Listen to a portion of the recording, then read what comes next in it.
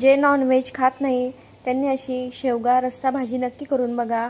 Non veg पण विसरून जाल अशी शेवगा रस्सा भाजी आहे. खूप सोपी आणि इझी पद्धत आहे. त्यासाठी मिरची, लसूण, अद्रक मस्त तव्यावर भाजून घेतली आहे. नंतर कोथिंबीर टाकून घेतली. खोबरं आणि तीळ, धने सगळं भाजून घ्यायचं. खसखस, दगडफूल ते सगळं मसाले भाजून घ्यायचे. नंतर शेंगदाणे आणि थोडीशी डाळ घ्यायची, चण्याची डाळ घ्यायची आणि कांदा भाजून घ्यायचा आणि तो पण परतून घ्यायचा. सगळं मिक्स करून घ्यायचं. नंतर शेंगा चांगल्या धुवून घ्यायच्या, त्याच्यावरचं सगळं साल काढून घ्यायचं आणि मिठात, तेलामध्ये आणि चांगल्या परतून घ्यायच्या. नंतर त्यामध्ये मसाले टाकायचे. मसाल्यामध्ये धने पावडर, तिखट आणि थोडंसं कांदा लसूण मसाला नक्की टाकून बघा. त्याने खूप टेस्टी लागते भाजी. आणि नंतर आपण केलेलं वाटण सगळं मिक्सरमध्ये बारीक करून घ्या आणि नंतर शेंगामध्ये टाकून चांगलं परतून घ्या.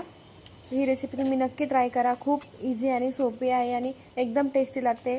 मटण खाणारे किंवा नॉनव्हेज खाणारे सगळे ही भाजी करून बघा, विसरून जातील अशी रेसिपी आहे ही शेंगाची.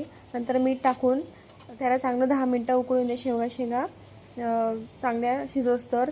अशा प्रकारे रेसिपी तयार आहे. आवडल्यास लाईक करा.